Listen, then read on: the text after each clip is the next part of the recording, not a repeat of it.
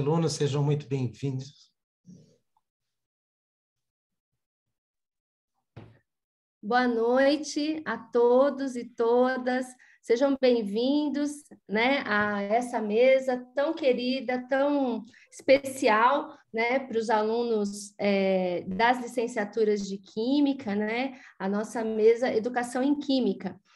Para quem não me conhece, embora aqui estou vendo um monte de carinha aqui conhecida, né? Eu sou a professora Ana Lúcia, eu sou professora do Centro de Educação, Filosofia e Teologia, aqui do Mackenzie, sou professora dos cursos de licenciatura, então por isso que eu estou sempre aqui com a turma de Química.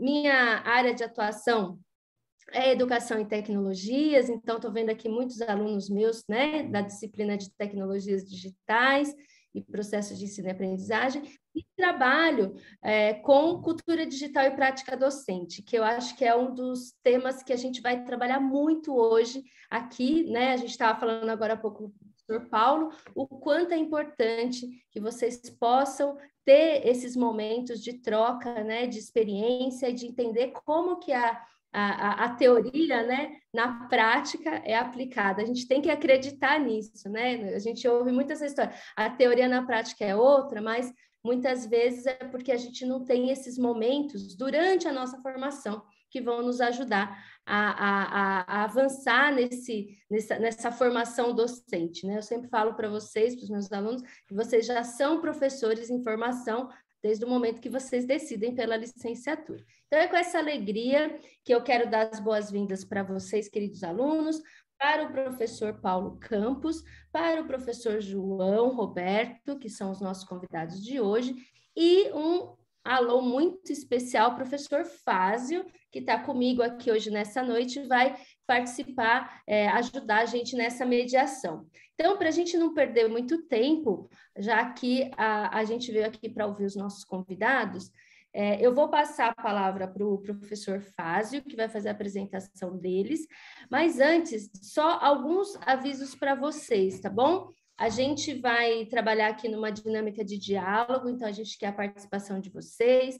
Se vocês quiserem abrir as câmeras, se vocês quiserem depois fazerem perguntas, trazerem a experiência de vocês também, fiquem muito à vontade. A ideia aqui é um grande momento de conversa, de bate-papo, né? Para nós, professores, vocês abrirem a câmera é muito importante, muito especial, né? Para que a gente possa realmente dialogar com vocês, mas a gente também entende, mas espera, então, muito da participação de vocês. Então, sem mais, depois vocês vão receber aí ao longo da mesa a lista de presença, então fiquem tranquilos com relação a isso, que está tudo planejado e tudo vai ocorrer aqui durante essa 1h e pouquinho que a gente vai ficar junto. Então, eu vou passar para o professor Fázio, para ele também dar as boas-vindas.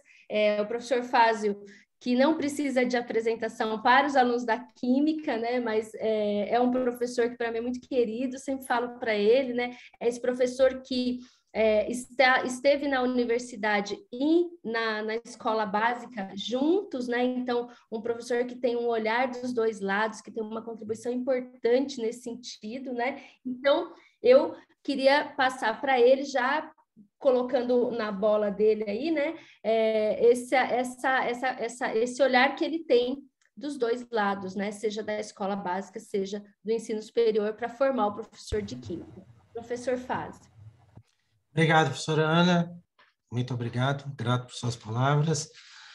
É um imenso prazer estar aqui com os meus alunos, boa parte são meus alunos aqui, eu estou vendo alguns nomes que eu não conheço, mas a grande maioria são meus alunos que já passaram desde o primeiro semestre comigo e continuam na licenciatura. Então, é um imenso prazer recebê-los, da mesma forma que é um imenso prazer receber o professor Dr. João Roberto, o professor mestre Paulo Campos, que estão aqui para compartilhar a experiência deles e também comentar um pouquinho mais sobre a nova BNCC, novo ensino médio, e como que está atualmente, né, o ensino nessa pandemia toda e uma troca de experiência. Eu acho que o fundamental é a troca de experiência, o compartilhamento, né, dessas experiências com vocês, futuros profissionais da educação, e que vocês possam absorver boa parte de tudo que eles colocarem aqui na apresentação deles e que funcione como um belo grande bate-papo entre nós. Então, vocês sabem que comigo é super tranquilo, né? A gente sempre bate um papo, é super interessante falar sobre educação, e além do mais, com o professor Paulo e o professor João Roberto, que estarão aqui só para engrandecer mais ainda essa palestra, tá bom? Então, como a Ana falou, eu já vivenciei muito tempo da minha vida, são mais de 25 anos na área de educação, né? Não comecei na área de educação, mas me transferi. Eu digo que estou professor há 25 anos, então já com boa vivência, tanto na educação básica como no ensino superior. Então, vou fazer uma apresentação rapidinha do professor Paulo e também do professor João Roberto, e aí a gente já passa a palavra para o João Roberto para poder fazer a apresentação, e aí a gente vai tocando a bola aqui, um bate-papo com o Paulo também, tá? Qualquer pergunta que vocês queiram, vocês levantem a mão, é como sala de aula, tá bom, crianças? Então, vocês levantem a mão, a gente abre o microfone, faz a pergunta e sintam-se à vontade. A participação de vocês é fundamental para o sucesso do evento, tá bom?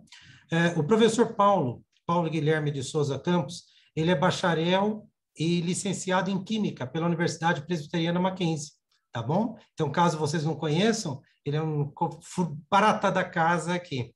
Ele é mestre em Química na área de Físico-Química, área de concentração pela Universidade de São Paulo, pós-graduado em Gestão Escolar pela Universidade do Estado de São Paulo, e atua como professor de ensino médio, área do ensino fundamental há mais de 20 anos, né? Tanto em instituições de ensino particular, como cursinhos preparatórios para vestibulares, tá bom? Então, o professor Paulo tem uma boa bagagem em relação à atuação na área da educação, tá? Então, Paulo, dê um alô para eles aí, e daí a gente passa a palavra para o professor João. Boa noite, pessoal. É uma alegria tremenda estar aqui com vocês. Vocês não têm noção, porque, como o professor Marcos falou, eu tenho um carinho muito grande pelo Mackenzie. Eu tinha uma professora chamada Márcia, não sei se ela está na casa ainda, mas a professora Márcia, ela falava assim, uma vez mackenzista, sempre mackenzista. Eu não entendia isso muito bem e eu achava assim, ela tá maluca. Eu quero sair daqui o mais breve possível, eu não aguento mais. E depois que eu saí do Mackenzie, eu entendi perfeitamente o que a professora Márcia falava. Mackenzista é para sempre. E é uma alegria poder retornar e estar aqui com vocês. Então, muito obrigado pelo convite, professor Marcos, professora Ana. É um prazer muito grande. Meu coração se alegra demais de estar aqui com vocês.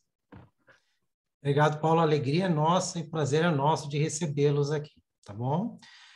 O professor Dr. João Roberto Souza Silva, ele é psicólogo, formado pela Universidade Presbiteriana Mackenzie, também prata da casa, pedagogo pela Brás Cubas, especialista em psicologia escolar e educacional, neuropsicologia, gestão escolar, mestre em distúrbios do desenvolvimento pela Universidade Presbiteriana Mackenzie, doutor em educação, arte e história também pelo Mackenzie, e pós-doutorado em Educação, Psicologia da Educação pela PUC São Paulo, tá? Atualmente atua na área de educação como diretor do ensino médio.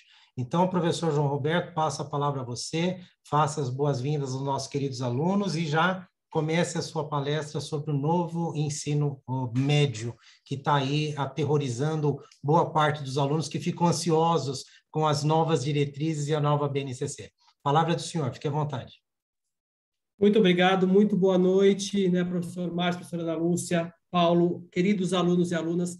Para mim, vou roubar as palavras do professor Paulo, é um orgulho estar no Mackenzie, porque Mackenzie é minha casa, né? Acho que uma vez Mackenzie, sempre Mackenzie. Eu digo que mackenzista é igual brasileiro no exterior. Quando se encontra, fica amigo rapidamente, porque a gente se encontra, né? Talvez para vocês hoje possa parecer uma bobagem isso, mas é uma identidade, é um orgulho, é uma coisa assim diferente, tanto que eu tive a honra de fazer a minha graduação no Mackenzie, depois escolhi fazer meu mestrado no Mackenzie, escolhi fazer meu doutorado no Mackenzie e só não fiz o pós-doc no Mackenzie porque pós-doc é bom mudar de instituição. Só por conta disso, senão teria feito no Mackenzie também. Então, falar para a licenciatura é um prazer enorme porque vocês têm interesse em ser professores e professoras, uma atividade, uma profissão tão importante que é vista muitas vezes como uma atividade. E não, é uma profissão. E Falar do novo ensino médio, afinal, química não tem no Fundi 2, no Fundamental 2, mas sim no ensino médio, compondo as ciências da natureza, junto com biologia e física. Então, preparei aqui uma pequena apresentação sobre o novo ensino médio, porque vai ser a realidade que vocês vão enfrentar em sala de aula daqui talvez 1, 2 anos, não sei em qual momento vocês estão. Vou subir aqui uma pequena apresentação. Está aqui já novo ensino médio. Está aparecendo para vocês? Perfeito, João. Já está como apresentação ou ainda está somente... Não, ainda não está como apresentação. Tá, para mim está tudo preto aqui, acho que minha internet está um pouquinho, mas novo ensino médio. O que é esse novo ensino médio? O que vocês vão enfrentar como profissionais e por que isso causa tantas questões? Para mim não está aparecendo ainda, mas já vou começando. Aqui, apareceu. Por que isso causa tantas demandas? Porque todos nós fizemos um ensino médio altamente conteudista e cartesiano, ou seja, independente da minha área de interesse, eu que escolhi fazer psicologia, eu tinha que ter contato com todas as disciplinas, o que eu não acho uma coisa ruim, porque a formação geral básica ela é fundamental. Saber física, saber biologia, conhecer história, geografia, sociologia, filosofia, conhecimento e cultura nunca é demais. Então, começando aqui, né, o novo ensino médio, ele vem por uma força de lei, uma força de lei de 2017, que tem que mudar o ensino médio. De que maneira? A escola ela tem que ter 200 dias letivos. 200 dias letivos equivale a 800 horas ano, que seriam 4 horas por dia. Com o novo ensino médio, isso passaria para 3.000 horas anuais, 1.000 horas anuais, completando 3.000 horas em 2022, que, na verdade, a mudança seria para 1 hora a mais. 5 horas por dia, 200 dias letivos, daria 1.000 horas, chegando a 3.000 horas em 3 anos. E, para isso, usando a Base Nacional Comum Curricular. A Base Nacional Comum Curricular, ela é um documento que ela coloca competências e habilidades, não traz, de fato, os conteúdos. E aqui começa a nossa questão. Aqui é uma turma de química. Não traz ali as questões de química. Se o cara tem que dar atomística, depois química orgânica, depois propriedades coligativas. Se eu falar alguma bobagem, vocês me corrijam que não é minha área. Eletroquímica, não está dessa maneira. Está colocada como habilidades dentro de algumas competências. Então, aí começa já uma questão, por quê? Eu tenho uma Base Nacional Comum Curricular, porém, eu não tenho exatamente quais conteúdos terão que ser dados.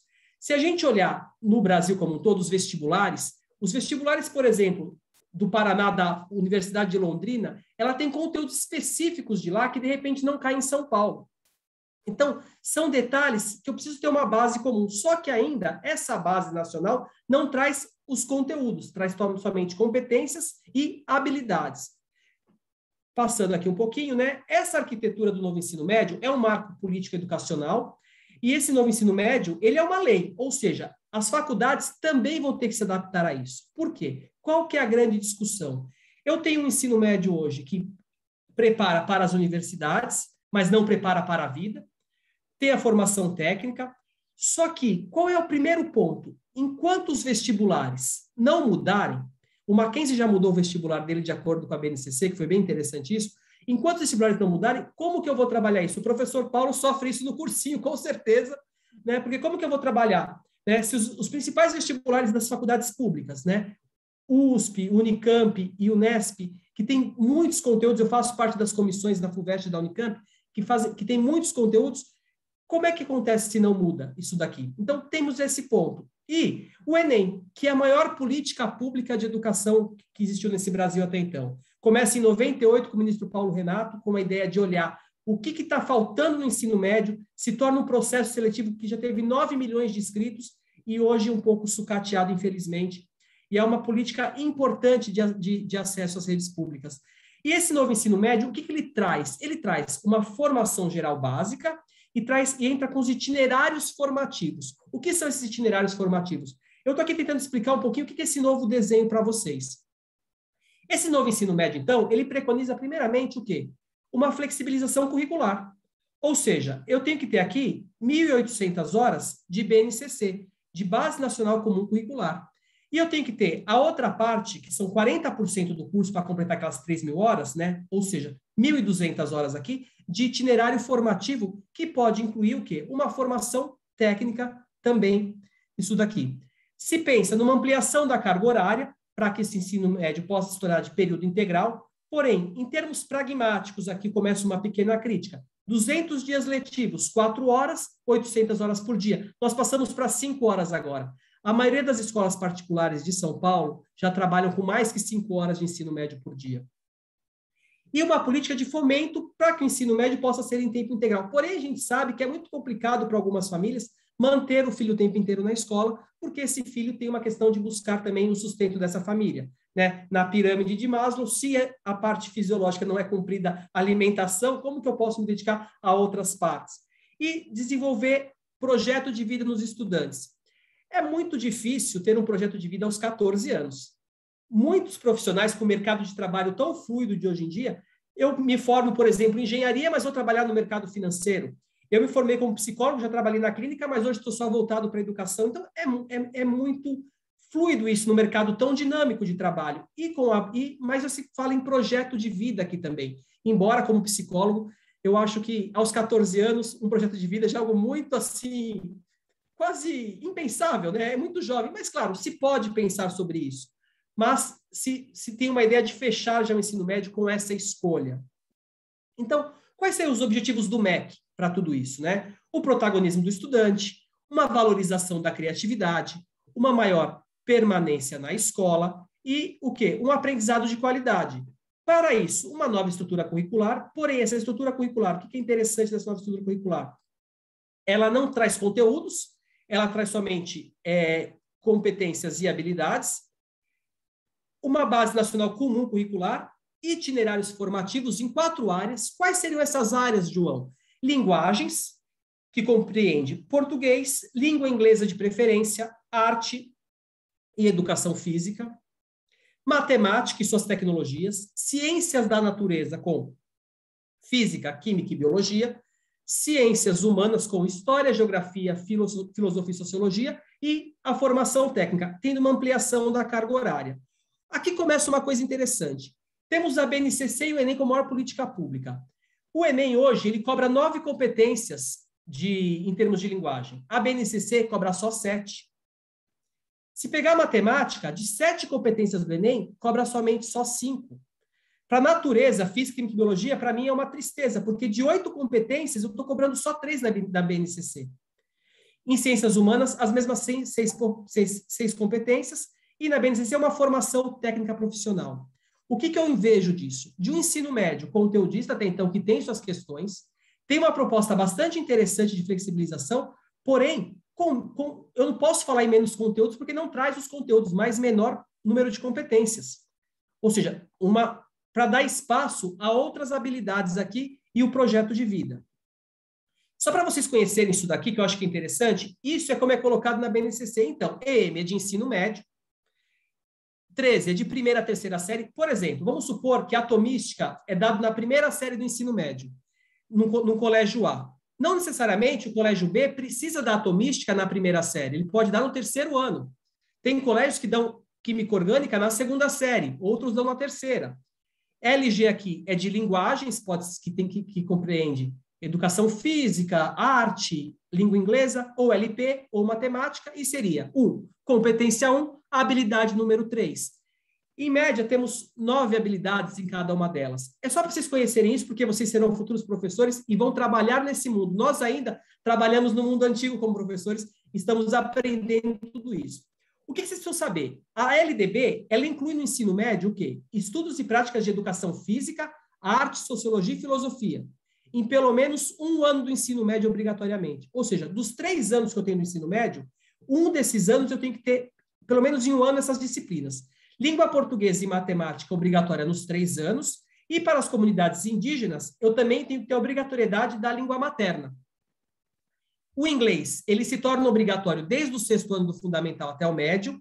Se pode ofertar outras línguas também, por exemplo, um colégio que é bilíngue para francês, para alemão, para espanhol, pode ofertar também. Teve uma questão também ligada quando existia um Mercosul mais forte da língua espanhola, também com muita força, mas agora é a língua inglesa. E a educação física para o currículo paulista, ou seja, em São Paulo, obrigatória nos 3 anos. Por que isso? Eu tenho uma lei que ela é nacional. Eu não posso ser a menos que o nacional, mas eu posso ir a mais. Então, o currículo paulista, que já está em vigor desde esse ano, ele coloca como obrigatório 3 anos de educação física para as 3 séries. Até aqui, espero que esteja tudo bem. Se alguém quiser, as dúvidas ficam para o final, eu vou seguir. Então, quais são os modelos? Eu tenho um modelo de escola aqui, no primeiro quadrinho, modelo antigo aqui. Ensino regular, uma escola com ensino regular, que foi a que eu fiz, que a maioria de vocês fizeram. Eu tenho uma escola que tem ensino técnico integrado. E eu tenho uma outra escola, que tem uma parte regular e uma parte técnica. No modelo A, olha o que acontece. Eu vou ter uma escola que tem a BNCC e vou ter outras escolas com ensino com os itinerários. Ou seja, vamos pensar na rede pública aqui. Eu tenho uma escola que compreende as disciplinas como um todo, mas eu tenho na escola A o itinerário de ciência da natureza, na escola B de ciências humanas, na escola C de matemática, para esse garoto escolher, para esse menino, essa menina escolher. Ou seja, ele vai ter que ter um deslocamento. Aqui começa a complicar porque tem o ônibus que é caro, tem o transporte, ou seja, ele não faz na mesma escola as coisas. Tem o modelo B, que assim, ele faz numa escola, por exemplo, eu quero fazer ciência da natureza, então ele faz a BNCC em natureza naquela escola, escola 1. Mas se eu quisesse fazer, que é no meu bairro, por exemplo, a Casa Verde, se eu quiser fazer, por exemplo, o itinerário de linguagens que é na escola B, de repente eu tenho que ir até, vamos supor, até a Lapa, ou seja, eu tenho um maior tempo de deslocamento. E no modelo que as escolas particulares vão adotar, que eu vou ter uma escola com a BNCC e dentro da própria escola os itinerários formativos, A, B e C, para que o aluno dentro da própria escola possa colocar. Infelizmente, eu acho que para a rede pública isso vai ser quase impossível de ser feito por diversas razões. Ou seja, percebam que vai ter uma maior discrepância do ensino ainda. Né? Eu vou usar um teórico aqui, Pierre Bourdieu. Se a educação é pensada pela elite, para manter a elite no seu lugar de elite, a gente começa a perceber como há uma questão bem complicada aqui. Né? Porque começa a se ter uma separação muito grande. Porque, de repente, eu tenho interesse em natureza, mas a escola mais próxima de mim só oferece linguagens. Então, eu vou ter que fazer linguagens. Olha que complicação. A implementação dos itinerários na prática, agora que é nesse novo ensino médio. Então, isso daqui, né? A organização é colocada em 1.800 horas no primeiro momento, completando o restante da carga horária, sabendo que nessa formação geral básica eu tenho que ter matemática e português nos 3 anos, em São Paulo, educação física também, tá? E aqui, né? E esses itinerários, a carga mínima dos itinerários, ela é do quê? Ela é de 1.200 horas. E em São Paulo, as escolas devem oferecer no mínimo 2 opções de itinerários. A data de implementação limite é o próximo ano, ou seja, vocês já vão entrar para dar aula nesse novo ensino médio.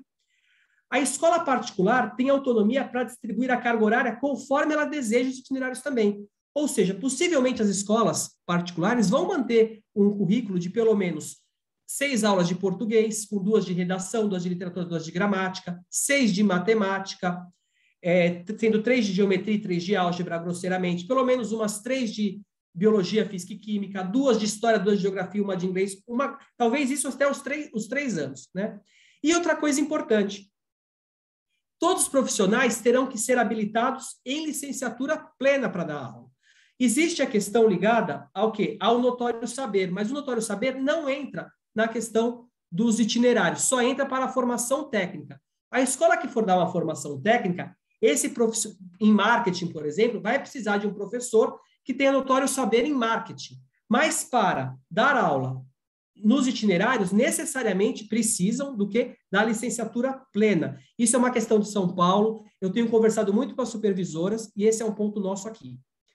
Né? Os itinerários, no currículo paulista, tem 11 possibilidades, sendo 10 itinerários. Ou seja, olha como é engraçado isso. Eu não posso ter um itinerário com nome atrativo, por exemplo, Ciências da Saúde e Bem-Estar, Inovação e Tecnologia. Quais são os nomes? Ciências da Natureza, Ciências Humanas, Linguagens e Matemática. Eu posso ter Linguagens e Natureza, Linguagens e Matemática, Linguagens e Ciências Humanas. Eu posso ter Matemática e Natureza, Matemática e Humanidades. E posso ter Natureza e Humanidades. Ou seja, o que parece muito flexível começa a não ser tanto. E eu posso oferecer também uma formação técnica profissional. E esses itinerários, eles estão colocados em 4 eixos estruturantes, para que esse aluno possa ter maior protagonismo, que é a investigação científica, a mediação e a intervenção sociocultural, processos criativos e empreendedorismo. Se coloca que cada itinerário tem que passar pelo menos por 2 desses, mas é bem complexo isso também, nisso tudo. Por quê? Esse itinerário, nesse primeiro momento, ele vai aumentar as habilidades desse aluno, porém, no que nós temos de vestibular hoje, ele não vai formar muito bem para a faculdade, porque não vai estar trabalhando os conteúdos que o professor Paulo conhece tão bem em relação aos vestibulares. E também não vai oferecer uma formação técnica. Ou seja, existe uma crítica chamando de ensino médio nem faculdade, nem formação técnica. Esses itinerários, porém, existe a questão de que eles possam, de fato, ser itinerários robustos em termos de formação para esses alunos. Então, uma pergunta. Caso o aluno escolha o itinerário de ciências humanas, ele terá mais disciplinas dentro do horário regular? Se o estudante escolhe esse itinerário, ele vai ter, num primeiro momento, a formação curricular básica, porém, ele terá um outro ponto que a escola pode oferecer mais disciplinas nessa área. Pensando nisso aqui. Então, ele teria mais aula de história, geografia, sociologia e filosofia. Porém, aos 14 anos, todo mundo tem uma dificuldade em matemática, porque não aprendeu Bhaskara direito no nono ano. Será que eles vão querer escolher matemática como itinerário? Matemática que é tão importante. Eu vou até falar de letramento matemático para poder compreender a questão da lógica e do mundo como um todo. Olha as dificuldades, porque ele só tem 14 anos para escolher isso tudo. Então, como que está se concretizando em São Paulo? Em 2021, se coloca que todo mundo que começou essa implementação. Em 2022, a implementação para a segunda série, e em 23 para todos. Como é que está isso, né? Em 2021, a rede pública, tá? Tudo que eu vou falar aqui é rede pública. 30 aulas de formação geral e aí 2 aulas de projeto de vida, 2 de eletiva e 2 de tecnologia. Essas eletivas, as escolas estão tendo 2 matérias sobre isso, né? Cada escola tem a prefeitura fez um plano, né? Então está trabalhando com 2 eletivas. Na segunda série, eu tenho 20 aulas, 10 de aprofundamento. Esse aprofundamento aqui, para esse cara de humanas, seria possivelmente mais história, geografia, filosofia e sociologia. 2 de projeto de vida, eletiva, e a terceira série somente 10 aulas. Ou seja, olha a formação geral. Se aqui nessas 30 aulas eu tenho um currículo com tudo, nessas 10 aulas é muito difícil eu colocar para a terceira série, por exemplo, ainda biologia, física e química, né? Ou, de repente, história e geografia. Vai dependendo muito de como que a escola vai estruturar essa formação básica. Então, o que eu vou ter em São Paulo? Isso aqui tudo para escolas públicas, tá? As particulares têm um outro modelo e cada particular vai trabalhar da maneira que achar mais adequada com a sua clientela e também com as possibilidades financeiras. 900 horas, sendo 150 horas, cada disciplina tem 30 horas, está dentro de um ano. Então, 900 horas, as 30 disciplinas que estão aqui na formação geral, 150 horas que vai competir ao quê? A essas 2 horas de projeto de vida, 2 aulas de eletiva e 1 de tecnologia. Segunda série, 450 horas. Esse componente nova educação é que vai cuidar disso tudo. E aqui, terceira série, somente 300 horas, que seriam, né, 10 aulas semanais. Então, o que nós temos na prática aqui? Hoje, o ensino médio de hoje, ele tem tudo. Ele tem tudo. Né? Você tem física da primeira até a terceira série. Você tem arte na primeira série, geralmente. Você tem química aos 3 anos. Mas 60% vai estar em linguagens. Então, linguagem é o quê? Português, arte, educação física e inglês. Como que eu vou colocar isso aqui? Eu tenho que colocar nos 3 anos português só. Não preciso de arte aos 3 anos. Somente 1 ano. E a mesma coisa com as outras disciplinas. E 40%, ou seja, de processo de itinerário formativo, que é mais flexível e que vai trazendo o quê?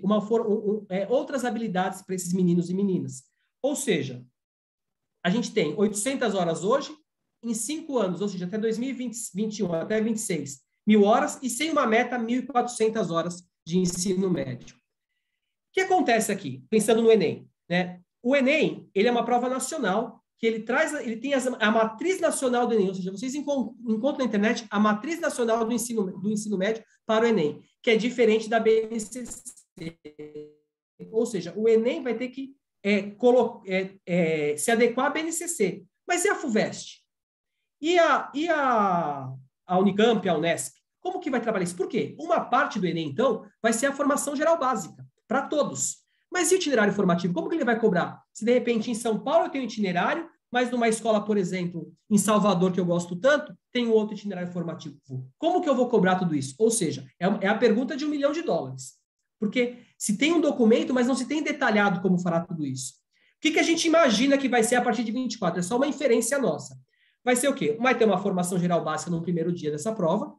No segundo dia, teria o quê? O itinerário formativo de ciências exatas e tecnologia, que contemplaria aqui mais física, mais matemática, mais química, por exemplo. Artes e linguagens, estaria mais ligado a português e artes. Ciências da saúde, vou pensar na FUVEST, a segunda fase.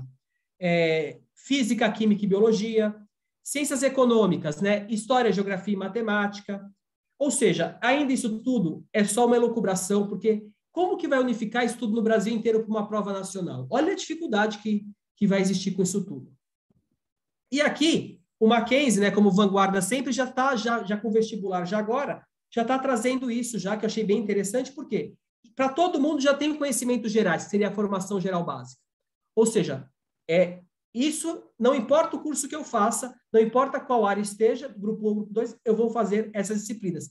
E para cada área, outras disciplinas. Por exemplo, o aluno vai fazer letras, pedagogia, publicidade. Ele vai ter geografia, história, inglês e português. Não vai ter mais biologia, física, matemática e química.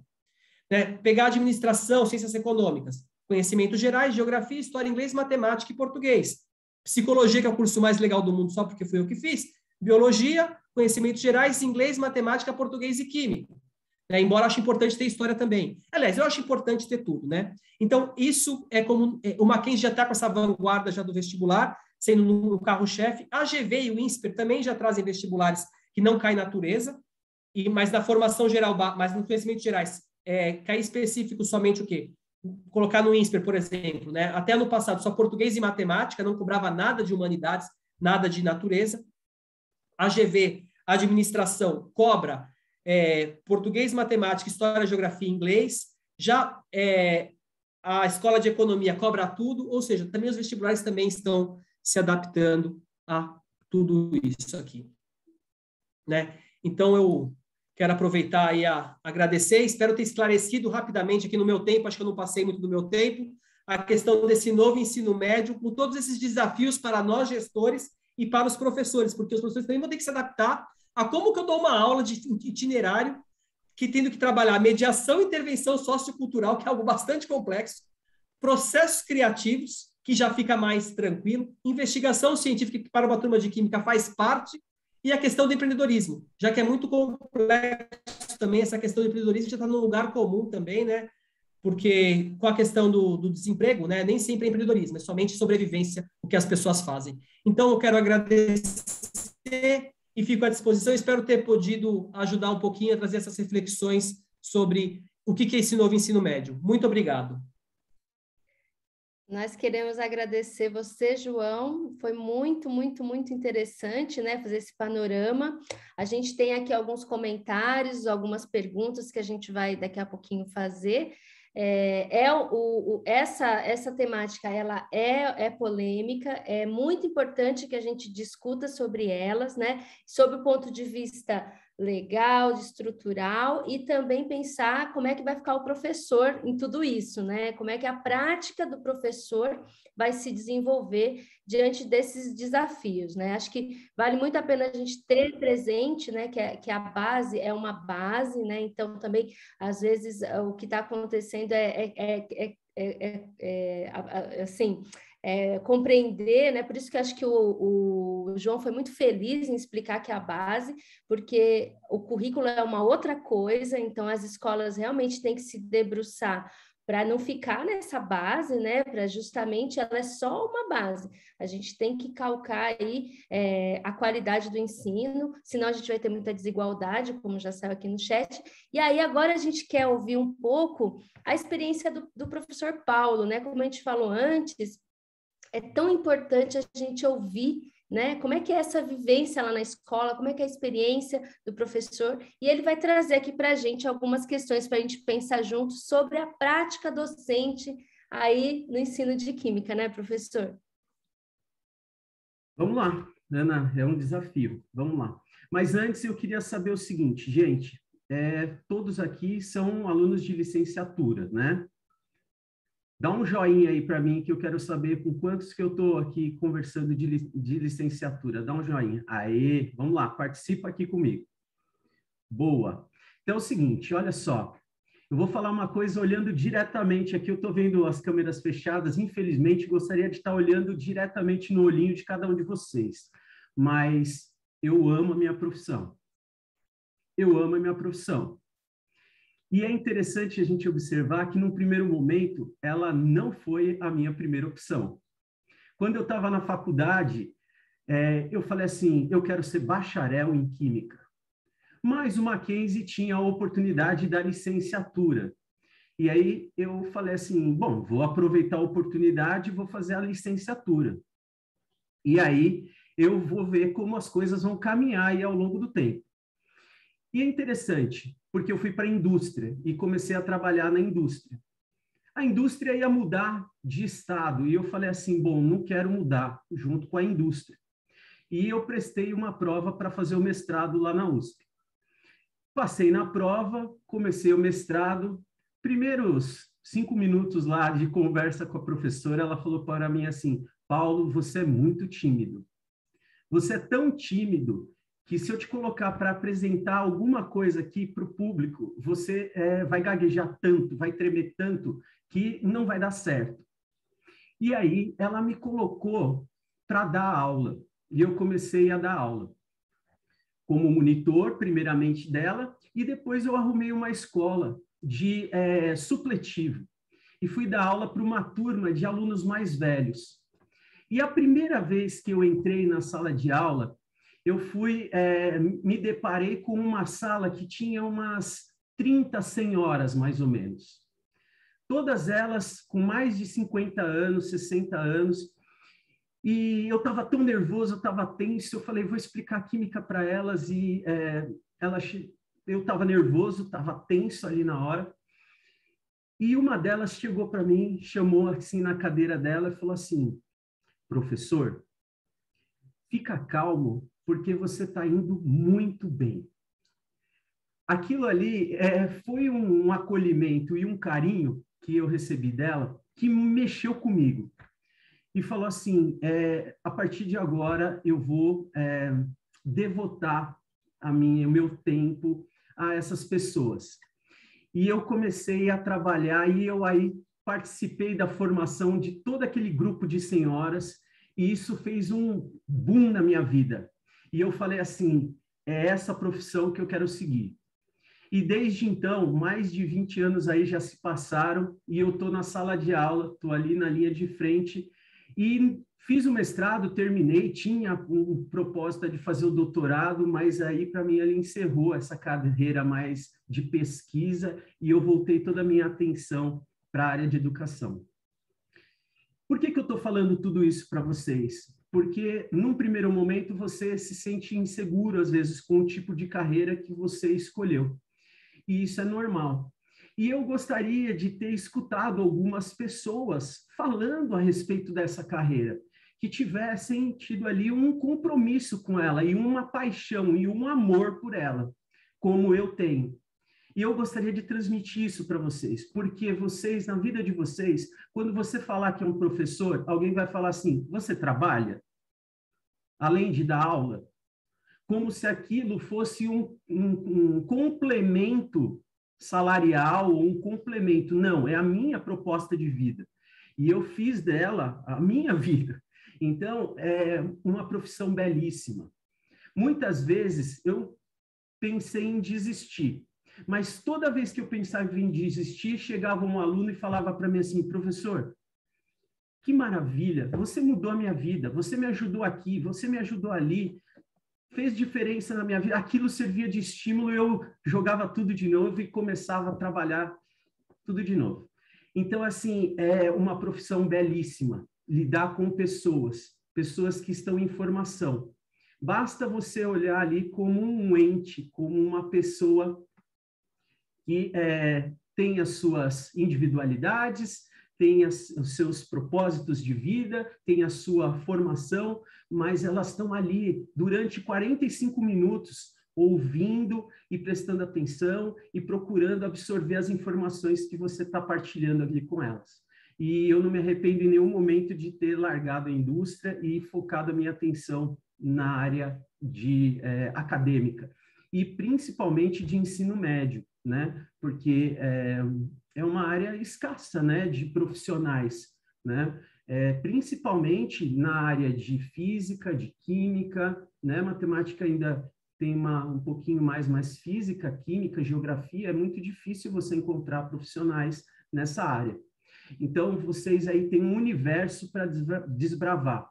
E você tendo a oportunidade de aula, para você ter o contato com as pessoas e experimentar um pouquinho do que eu experimentei. Tenho certeza que vai mudar a vida de vocês, vai fazer bastante diferença.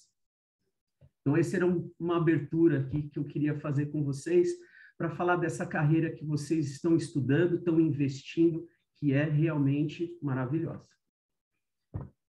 Professora, quiser eu continuo aqui. A senhora vai dando aqui o caminho. Então, gente, acho que a gente pode abrir, né? O professor Fázio também está aqui para me ajudar, a gente vai conduzir juntos. Saber de vocês, o que vocês querem perguntar para os nossos convidados, né? Se vocês querem fazer algum depoimento, porque vocês também têm a experiência de vocês, né? E às vezes confrontar com alguém que está já lá na sala de aula, como é que é isso? Fiquem à vontade. Eu acho que é muito importante isso que o professor Paulo comentou, porque é uma coisa que eu sempre friso para eles. A partir do momento que o bichinho da educação te picar, você ficará eternamente contaminado. Então, você ficará engajado. E essa troca de experiência é muito prazerosa, tá? Eu sei porque eu já tive vários relatos, várias experiências com os alunos do ensino médio da educação básica, e é muito gratificante. É extenuante às vezes, é desgastante, não vai pensar que é fácil, tem momento que você vai ficar extenuado, você vai falar assim, que nem o professor Paulo falou, chega! Né? Mas vai ter aquele outro momento que vai ser bastante prazeroso no feedback, né? Quando você tem um feedback em relação ao seu aluno, e aquilo que o Paulo colocou, foi importante aquilo que o senhor fez durante a aula, o senhor mudou a oportunidade que eu estou enxergando, e o mais é muito satisfatório para a gente que faz química, quando eu sempre falo isso no primeiro dia de aula, quando eu entro no ensino médio, né? Eu falo, quem gosta de química, né? Outro levanta a mão. Eu falo, quem não gosta? Aí a sala, né? Aí eu falo assim, você não gosta ou você odeia? Eu odeio, vem aquela coisa, né? Aí eu falo assim, ao final do curso, você saindo, só dizendo que não gosta, eu já vou ficar muito feliz. Significa que eu consegui evoluir alguma coisa em relação à química.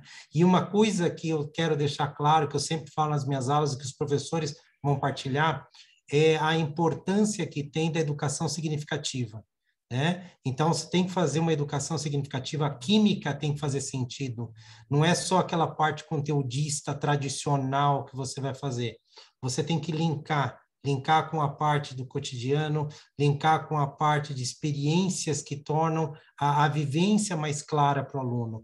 Isso eu bato sempre na tecla e os professores podem corroborar isso aí, que é a pura verdade, né? Se você não tiver uma educação com significado para o seu aluno, a coisa fica muito mais difícil.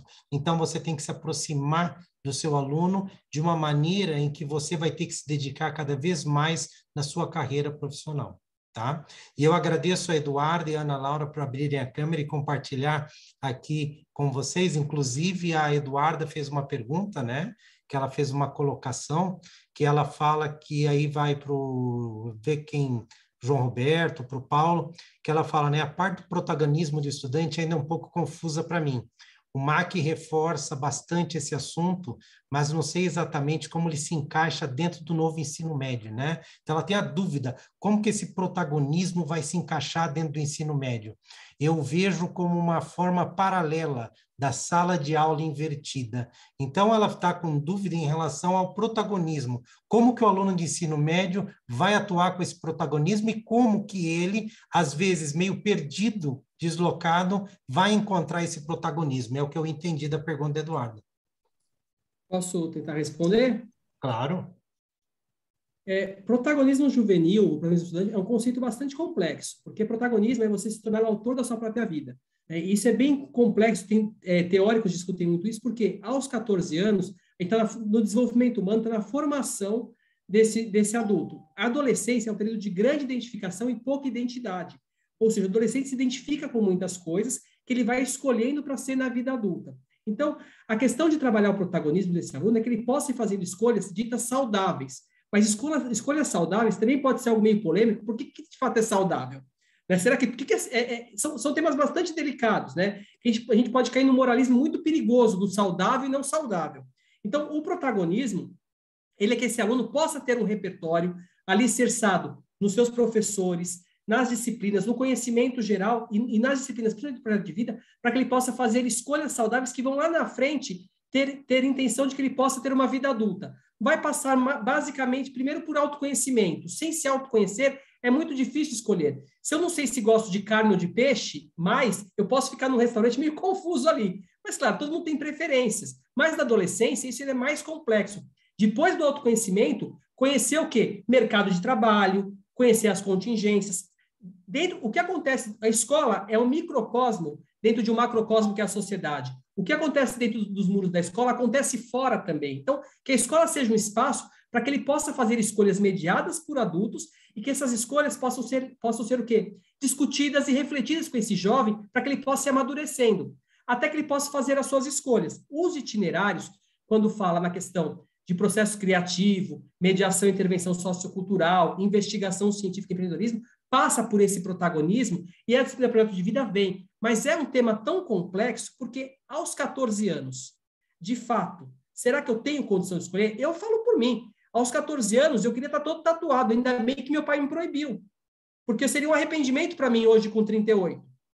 Mas aos 14 não seria. Entende o que eu quero dizer? Então, é muito delicado esse tema. A gente tem que ter muito cuidado para não cair no moralismo, para não cair num senso comum. Né? Então, mas é algo bastante complexo. E o professor, como mediador dessa relação, vocês todos serão espelhos para os seus alunos. Nós, professores, somos imortais. É engraçado isso, né? Porque a gente às vezes esquece do aluno, ele encontra a gente na rua, professor, ele fala, ô, meu caro, quanto tempo? Você não lembra o nome daquele cara na hora, mas faz parte. Então, tudo isso é bem complexo, mas o protagonismo a priori, para responder curto e grosso, é você ser o autor e ator da sua própria história. Espero ter conseguido esclarecer, Eduarda. Eu posso só fazer uma observação, aí claro. O professor João, ele tem essa experiência, ele pode falar depois também. É interessante que nos últimos anos eu tenho notado, e aí tem um grande desafio da escola e será um grande desafio de vocês, professores. Eu tenho notado nos últimos anos uma grande imaturidade com relação às competências socioemocionais. Então, os alunos estão muito imaturos com relação a essas competências socioemocionais. Poderia destacar aqui, por exemplo, empatia, né? A persistência, o foco. Então, às vezes, eles desistem muito fácil, eles não se sentem desafiados. Né? A gente tem aí a questão da responsabilidade, né? que não está bem trabalhada ali, não está bem desenvolvida.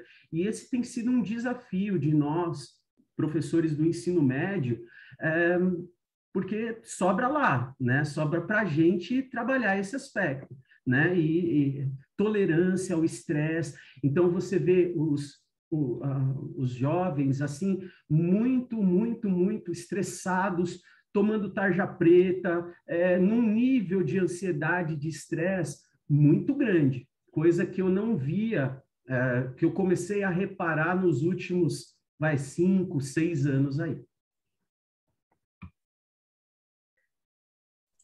Paulo, tem uma coisa que eu queria aproveitar e perguntar também, não sei se tem a ver um pouco com uma fala, deixa eu ver que eu vi aqui no chat, da Eduarda, né, falando sobre a pandemia, falando inclusive que ela teve uma experiência bem pequenininha, né, no final de 2019, e que depois teve a pandemia, e agora quando eles voltam para o ensino presencial, já é com esse ensino remoto, né? E que isso deve gerar um choque. E eu acho que tem a ver com o que o Paulo estava falando, acho que os dois podem responder, mas era uma pergunta que eu e o Fázio tínhamos feito também, né? Como é que o impacto da pandemia fez com que esses... Né? Como é que vocês perceberam o que isso impactou na própria aprendizagem do aluno, né? Porque a gente sabe que o aluno aprende, né? Os teóricos aí, aqui o psicólogo é o João, né, mas os teóricos, o Vallon, o Vygotsky, o Piaget, né, todos eles apontam que o meio influencia na aprendizagem, a emoção, né, a gente aprende com emoção e razão. E nesse furacão, né, pandemia, e agora essa mudança do ensino médio, como é que vocês veem o papel do professor nesse momento, né? Como é que pode ajudar a minimizar todo esse choque que a Duda falou?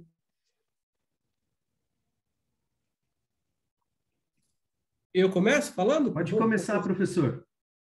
Como você é professor, Paulo, achei que você ia começar, mas eu vou falar então, né? Essa questão da pandemia, ela atingiu todo mundo de forma inesperada. Ninguém tinha repertório para lidar com isso na história da humanidade dessa maneira. Então, foi novo para todo mundo. Então, quando não temos repertório, vai muito por ensaio e erro.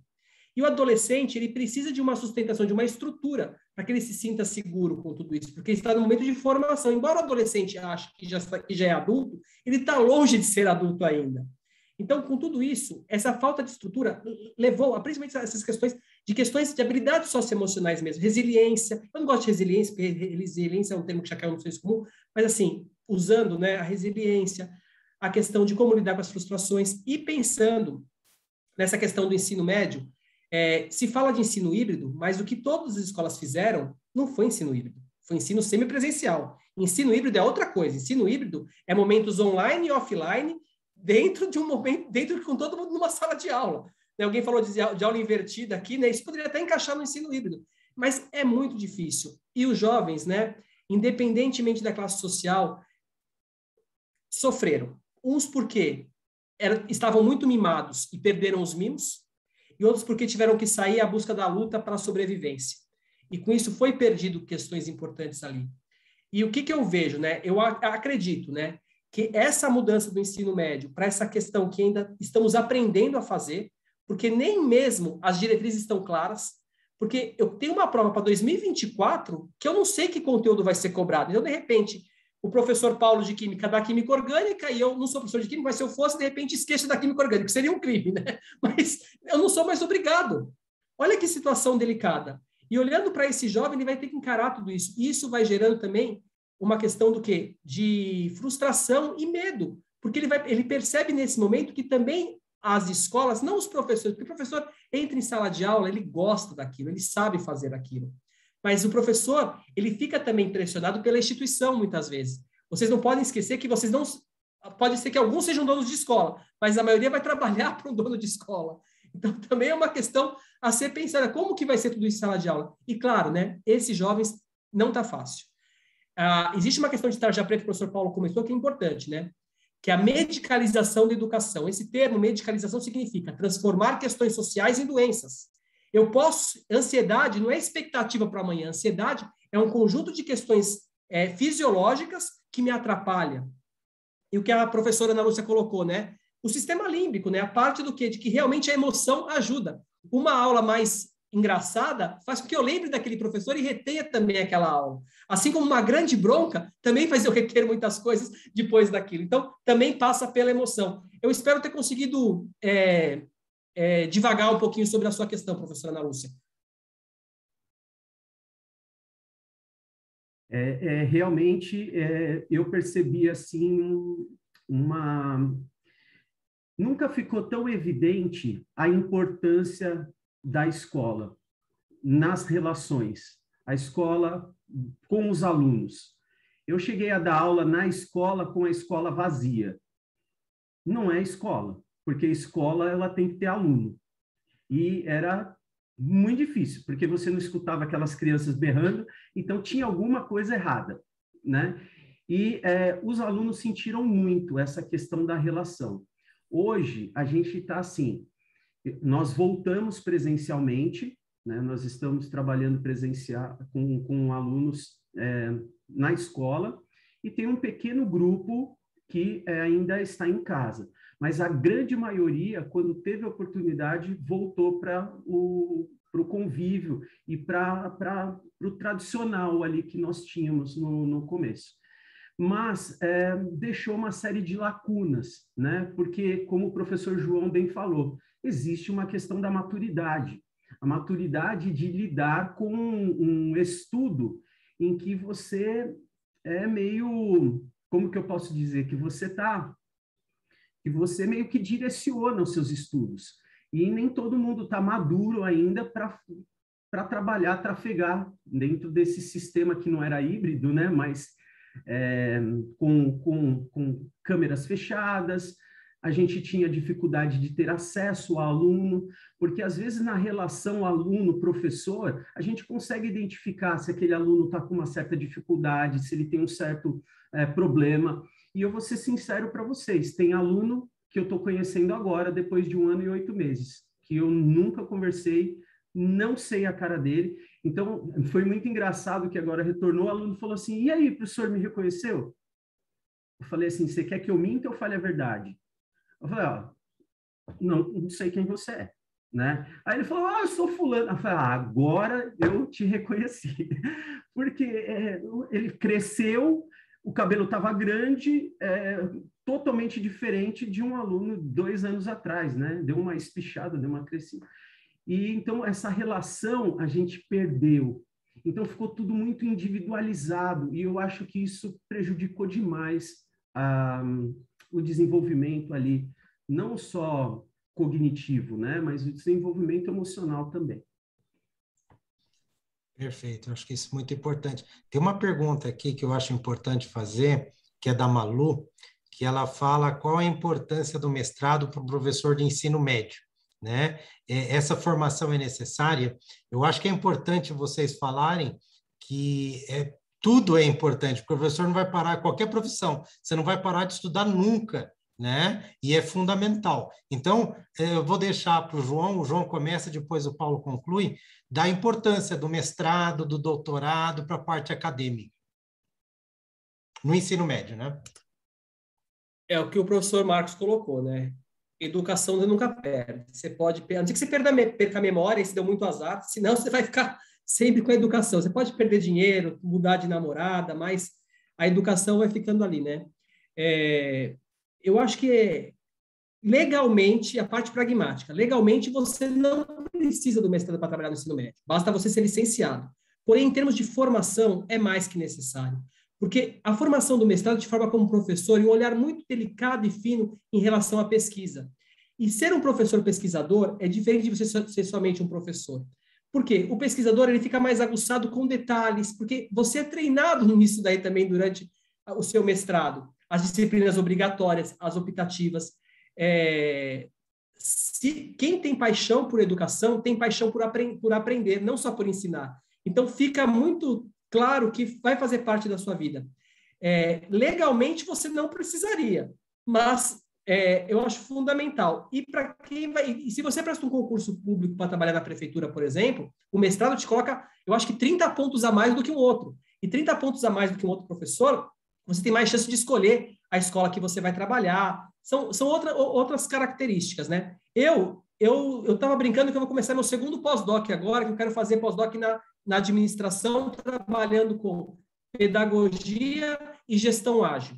Eu estou mais ligado à gestão hoje em dia do que próprio chão de sala de aula, né? Alguns falam de chão de fábrica, eu falo de chão de sala de aula. Mas eu acho fundamental. Faça o mestrado. Nunca vai, mesmo que aparentemente você não precise dele, o crescimento pessoal, na minha opinião, é infindável. E só um parênteses, eu digo que quando eu fiz mestrado, eu fiquei muito metido. Porque eu era muito jovem, fiquei muito metido com o mestrado. Aí o doutorado me colocou no lugar certo, né? Aí agora com o pós-doc eu nem falo mais disso, né? Tanto que eu brinco, né? Brinquei com o professor Marcos. Pode me apresentar João a João, né? Porque a gente vai perdendo um pouquinho dessas coisas com a maturidade, né? Bom, o professor João falou tudo, mas, por exemplo, nas escolas que eu passei e que a escola que eu estou, ela dá prioridade para quem tem um mestrado, tá? Então, não é uma coisa absoluta, né? Tem exceções ali, mas a grande maioria, eu posso dizer que eu acho que uns 90%, 95% dos professores têm mestrado e doutorado. Só completando o professor Paulo, né? Se você realmente quer trabalhar numa grande escola, isso vai ser fundamental até no processo seletivo, porque já é um corte também ali importante. Pensa que em São Paulo tem as escolas públicas municipais, estaduais, poucas federais, Temos um nicho pequeno de grandes escolas particulares que são competitivas em relação ao Enem, em relação à escola que se fala que são escolas de resultado. Temos escola de formação também, mas a gente começa geralmente em escola de bairro, né? Que é uma outra coisa e onde a gente aprende muito. Eu acho que o professor Paulo também deve ter começado numa escola de bairro, né? E vai aprendendo muito ali, né? Ó, vou contar para vocês aí. Caí numa escola, olha que legal. Cheguei para dar aula, fui contratado, feliz da vida. Cheguei lá, falaram assim: vai ser ótimo, um bairro bom. Eu estava feliz da vida. Começou. Entrei. Aí eu descobri que essa escola era para alunos expulsos de outras escolas. Então, eram assim, do Pueridomus, do Arquidiocesano, do Miguel de Cervantes, só a escola, né? Mas era para alunos, só que ninguém me falou. E aí eu me deparei com aquela situação. Pior, sabe o que foi? Foi o ano que meu filho nasceu e eu estava tão duro, que eu não pude largar essa escola. E aí eu fiquei nessa escola. Mas olha só como as coisas são. Nessa escola, eu adquiri um negócio chamado jogo de cintura, que para professor é algo assim que você tem que ter. Então, eu falo assim, que se eu não tivesse passado nessa escola, talvez eu não me saísse tão bem de certas circunstâncias como eu saí, porque lá foi um aprendizado tremendo. E vou falar para vocês, eu consegui me aproximar daqueles meninos, muitos deles eu consegui encantar. E aí, no final da história, muitos deles eu tenho contato até hoje, via Facebook, Instagram. Então, foi um colégio difícil, mas, ao mesmo tempo, me proporcionou um aprendizado, assim, tremendo. Professor, só uma curiosidade. Não seria ali perto do aeroporto de de Congonhas, ali, atrás do Shopping Ibirapuera, ali ou não? Não. Não, porque eu tive uma vivência numa escola parecida com essa, no meu começo de carreira, e era nessa região, e era exatamente isso. Quando eu entrei, eu me deparei com essa situação, mas foi um aprendizado muito bom. Foi difícil, tá, gente? Não estou falando que eu gosto de sofrer, não. Só foi difícil, mas que foi um aprendizado, foi. Aninha, você faz a pergunta da Ingrid?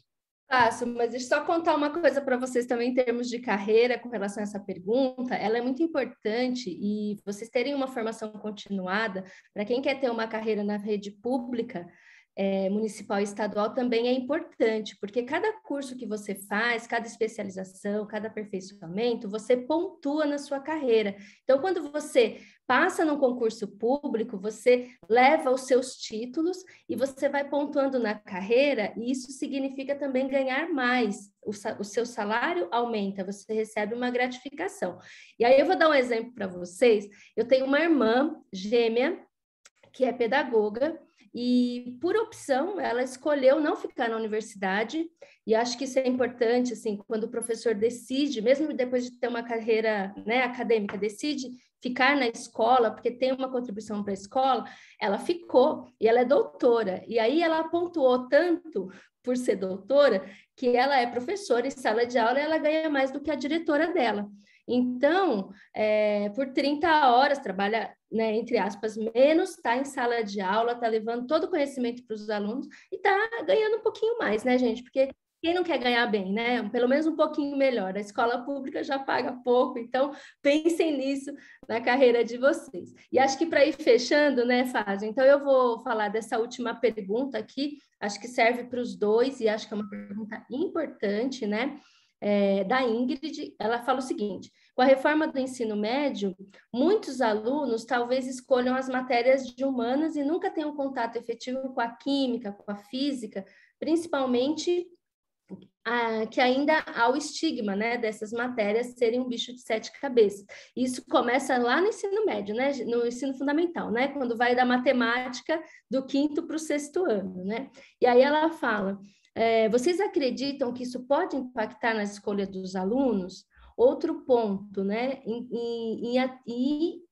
até na quantidade de profissionais que a gente possa ter no mercado de trabalho. E outro ponto seria que o aluno quer mudar de área, né? Ela pergunta, e de repente ele quer ir para engenharia. Ele fez jornalismo, estava fazendo jornalismo, quer ir para engenharia. É possível fazer esse aluno, né, conseguir se destacar no vestibular, né? Mesmo que ele não teve contato com essas disciplinas? O que vocês pensam disso, né? É um problema.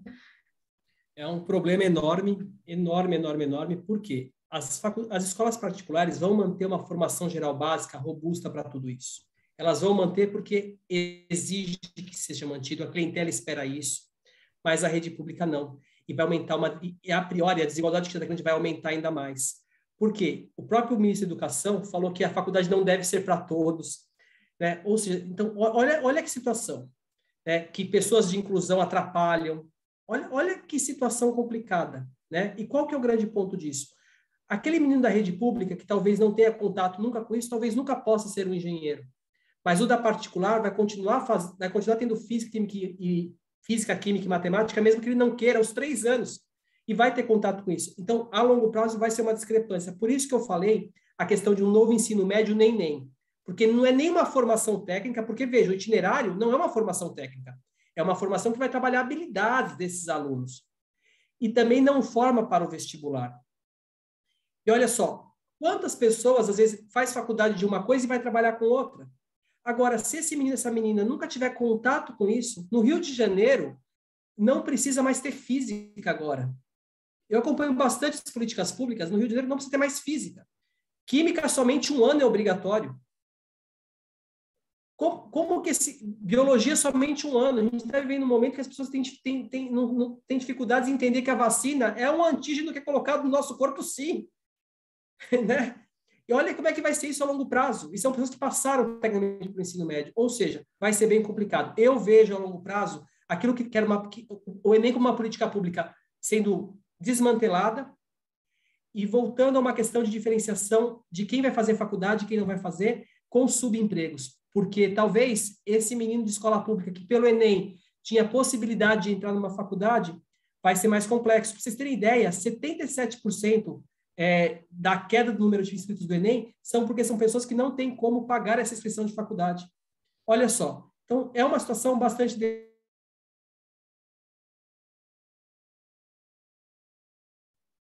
delicada, bastante delicada mesmo, e como educador, uma pessoa que gosta de educação, que acha que educação é um clichê, educação muda as pessoas e pessoas mudam o mundo, as pessoas vão ficar mais... Para as grandes escolas, elas formam as pessoas com criatividade, com muitas questões. Essas mesmas pessoas falam de uma escola pública ligada a uma questão muito cartesiana no sentido porco da palavra, não do René Descartes, tá? Uma questão cartesiana que vai formar pessoas para obedecer e não para pensar. Então, uma escola de elite que fomenta pensamento crítico, criatividade, e uma escola pública que vai fomentar o quê? Pessoas para obedecer. Olha a discrepância aí. Porque aquele que nunca foi ensinado a pensar, ele só sabe obedecer e não tem criticidade. Então, para mim, isso aqui, como educador, eu fui uma das pessoas que bato pra caramba, porque esse ensino médio não é algo que realmente, a longo prazo... O discurso é ótimo, a propaganda é belíssima, mas vai ser algo bastante complexo. Nas escolas particulares vai ser um pouco diferente, mas ela é para a minoria. O Brasil não são as escolas que o professor Paulo comentou, né? Eu fui numa escola em Tocantins, era uma escola muito seriada. Na mesma escola tinha um cara de 5º ano, que está ainda no Fundamental 1, com outro cara de 9º ano, que está no final do Fundamental 2. Era uma escola de ensino fundamental. Olha esse professor, que ser mágico, porque o professor, como o professor Paulo colocou, é um cara com muitas habilidades. O repertório, a maleta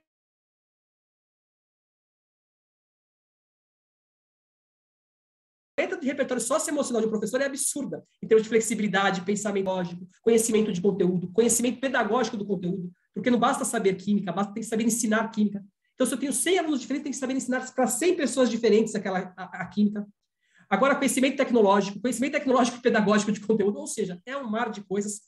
E, por isso, quando vocês abraçarem ser professor e forem picados, já são picados, como o professor Marcos colocou, briguem por uma educação de qualidade, porque é isso que vai fomentar realmente algo diferente, de verdade. E me preocupa muito esse novo ensino médio. Eu também tenho essa sensação, né? Eu vejo assim a proposta, quando você lê, fala, se isso aí der certo, ó. Mas só para vocês terem uma ideia, você tem um padrão. A escola que eu trabalho é uma escola de alto desempenho, tem o vestibular como foco, aquelas coisas. A gente incentiva muito participação em Olimpíadas acadêmicas, então nós temos medalhistas de Química na Olimpíada Brasileira, na Olimpíada Paulista, então a gente incentiva muito esse tipo de trabalho. Mas só para ilustrar o que o professor João falou, a escola em que eu trabalho, eles têm 5.946 horas, quando, na verdade, né, falam aí em torno de 3.000 horas, né, em 3 anos. Então, 3.000 horas. Nosso aluno ali, ele tem 5.946 horas. Você percebe, né, a diferença? Então, assim, existe sim uma questão que, ao meu ver, a longo prazo vai gerar aí uma discrepância bastante grande. E eu me preocupo com relação aos itinerários. Por quê? Aos itinerários e ao BNCC de maneira geral, porque como a gente não tem a coisa muito bem estabelecida, cada um pode dar da forma como achar melhor aquela questão, né, as competências ali sendo trabalhadas. E nós, aqui da Química, nós temos uma linguagem própria. Então, eu não consigo chegar na sala de aula sem alfabetizar um aluno na linguagem química. Eu preciso de um processo, e este processo demanda que ele conheça um átomo, que ele faça uma ligação química, que ele reconheça uma substância, para que depois ele trabalhe uma reação química para fazer tudo o que está descrito ali como competências, como, por exemplo, a análise de água, química ambiental muito forte, acho importantíssimo. Mas eu já fazia isso nas aulas conforme eu ia dando os conteúdos. Então, eu abordava isso conforme eu ia dando os conteúdos. E a minha preocupação é a redução do tempo, né, para que eu possa alfabetizar esse aluno e fazer com que ele entenda essa linguagem própria nossa. Então, por exemplo, pelo que eu li aqui, a proposta que está descrita no BNCC para a química orgânica morreu, mas, ao mesmo tempo, eles querem que a gente trabalhe biodiesel, quer que trabalhe a questão das matérias-primas, agrotóxicos, quer que a gente fale de pesticidas. Mas como que eu falo de tudo isso se eu mostro para ele uma cadeia orgânica e ele não sabe o que é uma cadeia orgânica? É muito difícil. Essa gestão, ela vai ser bastante difícil, principalmente nesse começo. E eu vou ser sincero, com todos que eu conheço, a escola que eu estou trabalhando, eu vou tirar um pouquinho porque a gente está discutindo isso desde 2019. Então, a gente tem muito bem estabelecido o que a gente vai fazer. Mas, no geral, conversando com colegas e professores, na verdade, está todo mundo muito perdido porque não sabe direito como que vai lidar com essa questão. Porque existe, sim, um conhecimento básico que precisa ser trabalhado, mas esse básico não está bem claro. Não está bem claro o que que precisa ser trabalhado. Então, nós que temos que, desconstruir, porque o cara chega lá no primeiro ano detestando química, porque a mãe dele detestava química e falar que aquilo não serve para nada. Então, a gente já tem que começar um trabalho de desconstrução, de encantamento, para que você mostre que é uma ciência relevante na vida do cara. E aí é um trabalho que é árduo, E ainda sem a coisa bem estabelecida, vai ser bastante complicado nesse começo. Então, a gente, assim, o professor, ele se adapta com muita facilidade. Eu, por exemplo, quando começou a pandemia, né, eu juro para vocês, a minha relação com o computador era uma relação, assim, de máquina de escrever. Eu só datilografava minhas provas no Word. Era a única coisa que eu sabia fazer. E aí chegaram para mim, você tem que entrar no Zoom, você tem que fazer isso, você tem que subir o arquivo, você tem que fazer vídeo no YouTube, faça vídeo no YouTube, coloca no vídeo. Eu falei, eu não sei, gente, eu não sei gravar um vídeo no YouTube, eu não sei subir para o YouTube. Aí, filho, você pode me ajudar? meu filho que me auxiliava aqui em casa aqui para ver se eu dava um panorama, porque eu não sabia fazer essas coisas.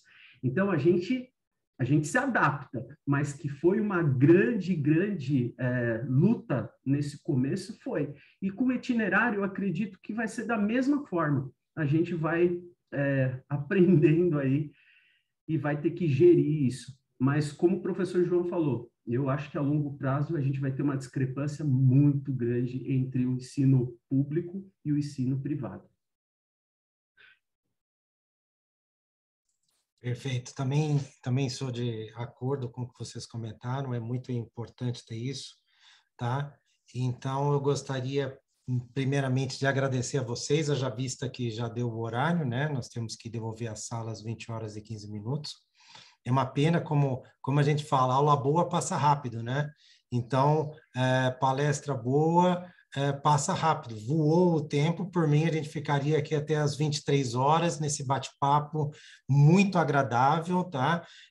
Muito proveitoso. Eu acho que para os alunos isso foi bastante proveitoso, as discussões que surgiram, a orientação que o João deu aqui, o bate-papo que ele passou, esse esclarecimento do novo ensino médio. O Paulo também foi bastante importante para a discussão desses tópicos, a professora Aninha. Então, eu acho que nós aqui somos inteiramente gratos pela presença de vocês, nós agradecemos muito, tá? A presença sua, João, posso assim chamá-lo, né? A presença sua, Paulo. Eu acho que novos convites surgirão para a gente bater mais algum papo aqui na área de licenciatura, porque eu considerei muito proveitoso esse momento, bastante legal ter essa troca de informação, porque às vezes os alunos escutam somente a gente falar, né? E eles falam assim, ele sempre está falando isso, é bom ouvir de outras fontes, de outros locais, de outros profissionais gabaritados, né? Que compartilham da mesma opinião. Então, eu acho isso muito importante. E aí que fique a mensagem, né? Que eu sempre falo para os alunos quando eles estão concluindo a licenciatura, e agora que eu já vou cantar bola, muitos deles estão começando a licenciatura comigo, e aí eu já vou estragar a finalização da licenciatura. Eu acho que nós, como professores, nós devemos pensar o seguinte, da mesma forma que nós temos a tela aqui cheia de quadradinhos, né, retângulos, alguns pretinhos só com nomes, né, outros abriram a câmera, você vai se deparar na sua vida como se fosse um dente de leão. Então, você vai ter todo mundo aglomerado, juntinho, naquela sala de aula. Na vida real, vai bater aquela brisa e vai soltar aquelas sementezinhas do dente-leão. Então, o nosso trabalho como professor é ser essa brisa, né? É jogar esse ar, essa brisa que vai espalhar quem? Os alunos, os futuros professores que serão vocês, que estão todos agrupados ali no dente-leão, e cada um vai migrar por um caminho onde a brisa vai levar. E aí você vai cair num determinado local. Que nesse determinado local que você for cair, você germine e que você leve à frente a educação da química como algo prazeroso, que você mostre que a química é algo sensacional, é algo maravilhoso, que você demonstre esse amor que você tem na arte de ensinar, que é uma coisa muito característica de nós, professores. Então, pensem, o dente de leão é a tua salinha de aula, você vai sair, você vai cair no local, e que leve sempre isso para a sua carreira. Seja onde quer que seja que você vai florescer, que você vai florir, que você defenda a educação, que você seja defensor de tudo que você puder pensar e imaginar em relação à educação química, né, de qualidade, que você seja um profissional de qualidade. Eu estou vendo que o professor Jairo apareceu aqui agora, que ele estava numa outra palestra. Eu vou passar a palavra ao professor Jairo, para o professor Jairo também cumprimentar e dar um encerramento. Mas, do fundo do coração, muito obrigado, João, por tudo. Muito obrigado, Paulo. Obrigado, Aninha. Obrigado, Jairo, também, por ter convidado essas pessoas fantásticas para engrandecer tanto essa nossa mesa redonda aqui. A palavra é sua, Jairo. Obrigado, Marcos. Que bom que eu consegui pegar o rabinho da palestra, da discussão de vocês, o finalzinho, muito bom. Eu fiquei aqui contagiado com a conversa do João. Peguei, João, a sua parte final aí. O Paulo também eu peguei um pouquinho, os comentários da Ana. Marcos, vocês estão de parabéns. O pessoal, estou vendo aqui pelo chat, o pessoal adorou. E realmente é isso, é conversar com pessoas inteligentes, discutir um assunto sério, né? Essa briga, né?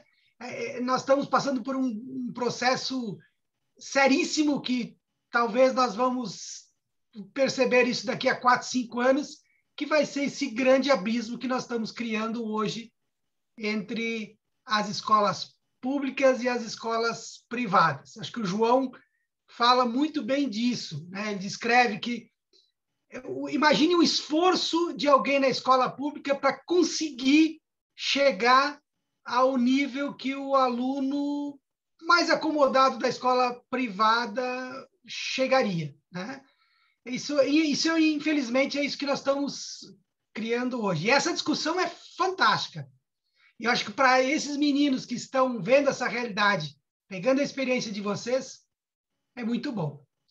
Marcos, eu vou aproveitar para agradecer ao João pela oportunidade, João, de você estar aqui com a gente. O João é um maquenzista ferrenho, né? Ele falou que adoraria, iria de qualquer jeito. Legal, João, gostei muito. Paulo, prazer lhe ver, cara. Conversei com o Paulo agora à tarde. Muito bom. Sabe, gente, foi meu professor maravilhoso, professor de Química Analítica. Aí. É isso aí. O Paulo é um dos grandes incentivadores dos novos estudantes, dirigindo os pupilos dele para futura ingresso na atividade da Química, né? O Paulo sempre... Eu faço parte da Associação Brasileira de Química e a gente promove a Olimpíada de Química. O Paulo está sempre lá com os estudantes deles, competitivos, fazendo boas provas, lindas redações. Isso é um exemplo do professor. Parabéns, Paulo. Obrigado. E Ana, obrigado também pela colaboração na mesa redonda. Foi ótimo, vi seus comentários aqui. Muito bom, muito legal. Quero aproveitar e agradecer, porque, como o professor Jairo colocou, quando eu recebi o convite como psicólogo participar da engenharia do Mackenzie, foi um orgulho enorme, porque eu fui bolsista no Mackenzie, né? Eu passei por mérito acadêmico, me emociono, porque se eu cheguei onde eu cheguei, foi por conta do Mackenzie, que eu tive bolsa por mérito acadêmico. Eu não sei se existe essa bolsa no Mackenzie, mas na época o primeiro colocado ganhava a bolsa, e foi assim que eu comecei minha trajetória. Então eu me emociono e não importa o que eu faço, onde eu esteja, quando o Mackenzie me chama, eu paro o mundo para estar com vocês, porque é uma forma de gratidão, retribuir um pouquinho do que fizeram por mim. Eu fico até emocionado e é de coração mesmo. Legal. E só complementar, professor Jairo, olha só, como o João falou, é emocionante. Eu estou aqui com o coração, mas assim, transbordante, porque eu sou mackenzista doente, certo? Doente. Então, e o Mackenzie foi tão bom, que me deu até minha esposa, porque ela era minha amiga da sala, e eu casei com ela, e a gente está junto até hoje. Que bom! Olha só, além da formação acadêmica, me deu a minha esposa. Claro! Muito legal, muito legal. Muito bom. Bom, gente, eu acho que é isso. Agradecer vocês, a participação, o fato de aceitar o convite, e terão outras oportunidades. Com certeza, a gente lembrará dos nomes de vocês para participar novamente. O Marcos quer falar um pouquinho? Marcos, por favor.